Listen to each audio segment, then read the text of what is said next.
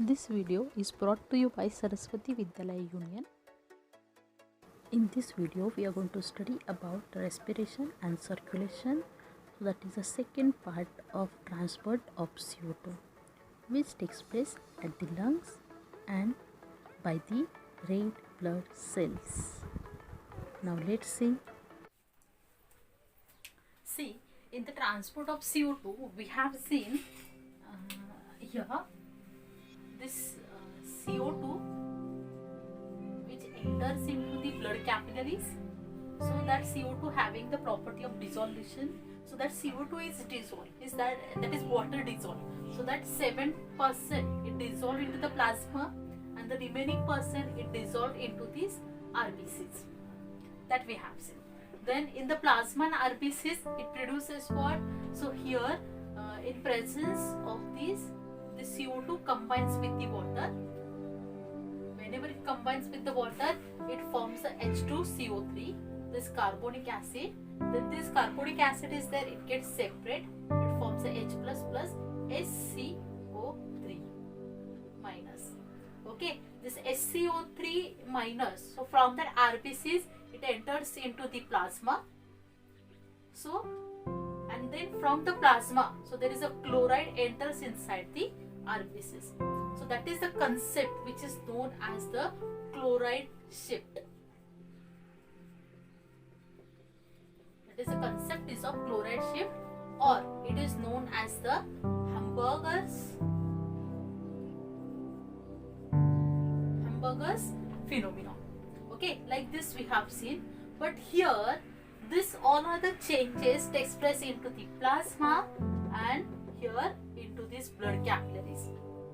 Then this SCO3 is there. Whenever it enters into the plasma, then this SCO3 combines with the Na+, and this Na+ present in the plasma. Then it forms a sodium bicarbonate. Okay, at the same time this SCO3 minus combines with this K+, means that is the potassium, and it forms the KHCO3. So both of this, in these two forms, that carbon dioxide remains into this plasma. Okay, so this thing happened, means there is a formation of these bicarbonates as well as this carbonic acid in the plasma. Okay, so that we have seen. But right now the transport of carbon dioxide, in the transport of carbon dioxide, so at the lungs, in the lungs what happened? In the lungs, see that. So here this plasma, means these blood capillaries are there. These blood capillaries, in the blood capillaries this NaSCO3, KSCO3 as well as this SCO3 is there. So this SCO3 which is present, so it is transported towards the tissues.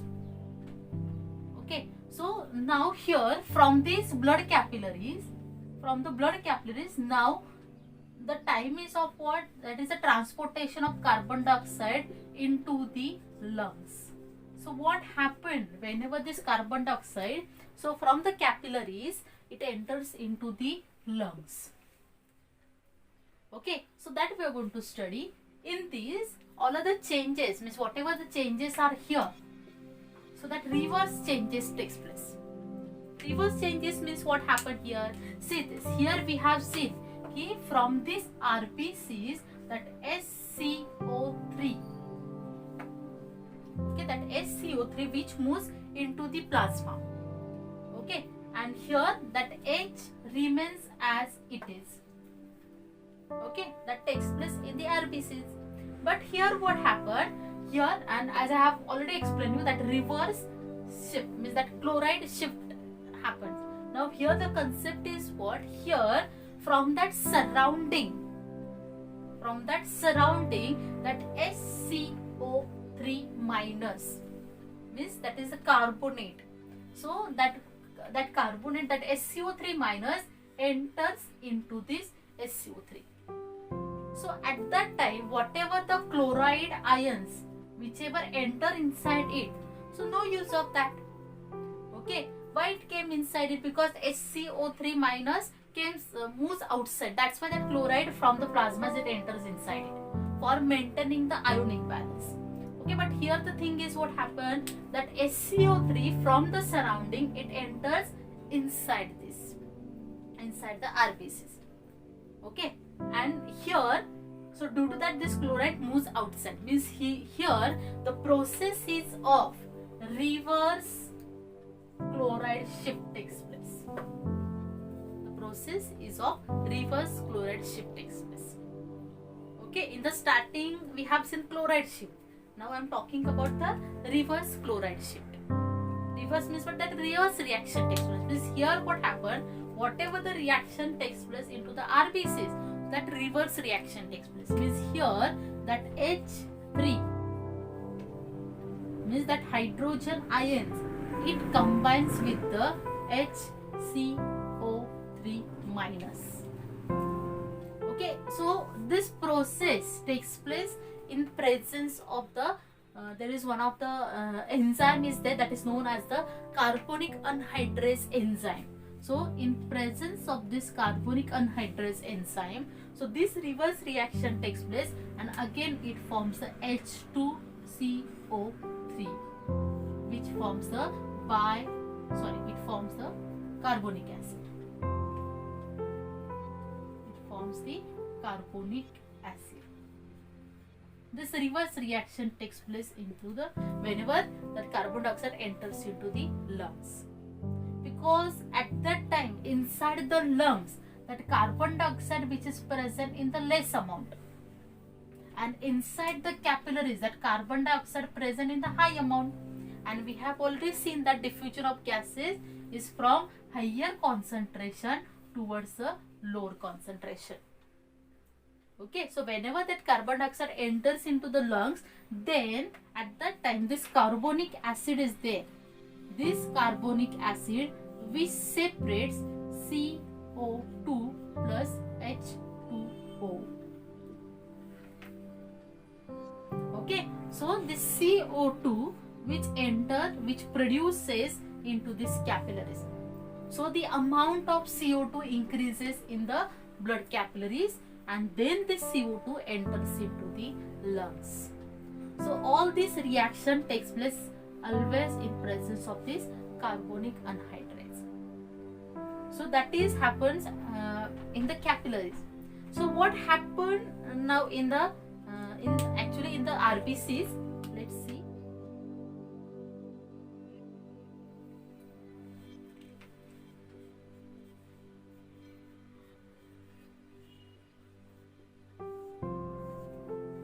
Now in RBCs, this carbon dioxide which is produces in a large amount, and from these RBCs already that H plus is present in the RBCs, but here what happened in the RBCs? In the RBCs that H plus is there, as we have seen here, that H plus combines with the HCO3 and it produces this H2CO3. Okay. In the starting, in the RBCs, that H combines with this HB and it forms the HHB. Now here what happened, that HB gets separated. So here in the RBCs, so this carbon dioxide, see this, in the RBCs, this carbon dioxide is there. This carbon dioxide get combined with this HB, because over there oxygen is not present, as well as H plus ion also get combined with the SCO3. So this carbon dioxide get combined with the HB, because there is nothing with this HB, because oxygen is also not there, but there is a high concentration of carbon dioxide is present. The partial pressure of carbon dioxide is high. That's why this HB combines with this carbon dioxide and it forms the HbCO2. Now remember this one. Don't call it as a deoxy hemoglobin. Okay, so here the condition is what it known as. It is known as the carbaminohemoglobin. It is known as the carbaminohemoglobin. see that whenever the Hb combines with the oxygen, so it is known as the oxyhemoglobin. But remember this one, whenever that Hb combines with the carbon monoxide, that time it is known as a carboxyhemoglobin. Don't get confused here. Okay, so remember this one, whenever that Hb combines with the carbon dioxide, it is known as the carbaminohemoglobin. So inside the blood, then carbon dioxide remains in the form of this carbaminohemoglobin. Means inside the blood, inside the RBCs, so this carbon dioxide get dissolved in this form. Means inside the RBCs, in one of this form it is present, as well as in NaSCO3 form and in KSCO3 form, that carbon dioxide remains into the RBCs. So this is about the internal respiration. Okay, in the internal respiration we have seen about the transport of oxygen, transport of carbon dioxide. In the transport of oxygen, we have seen the oxygen dissociation curve, because that oxygen get combines with the Hb and it forms the oxyhemoglobin. And over there we have already seen the saturation of hemoglobin, it is not always 100%. Okay, for that purpose we have seen the Bohr effect and the Haldane effect. Bohr effect means what? Whenever there is an increase in the carbon dioxide, so there is a shifting of that oxygen dissociation curve. It is known as the Bohr effect. And Haldane effect is what? Whenever there is a changes in the hydrogen ion, so it is known as the Haldane effect. And Hamburg's effect means what? Hamburg's means that is chloride shift means what? From plasma, that chlorine enter into the RBCs. It is known as a chloride shift. Okay, when it happens, when from that RBCs that SCO3 enters into the plasma. So like this is about the internal respiration. So we have seen that this carbon dioxide is there, that carbon dioxide which is get dissolved into the water, that is a water soluble, but there are from that 100% of the carbon dioxide, we have already seen that in the plasma, so there is a 7% of carbon dioxide get dissolved. So by carbonate form, there is a 70% of carbon dioxide get dissolved, and here in the lung means by the RBCs, so that approximately 23% of this carbon dioxide get dissolved. So in this form, 23% carbon dioxide is present. Okay, we have seen in this form approximately 70% carbon dioxide is dissolved. In this form, 23% of carbon dioxide is present. Okay, and whenever see that in this form means by plasma here, that CO2 means in this form there is a total 7% of carbon dioxide is present. Okay, so this is about the internal respiration.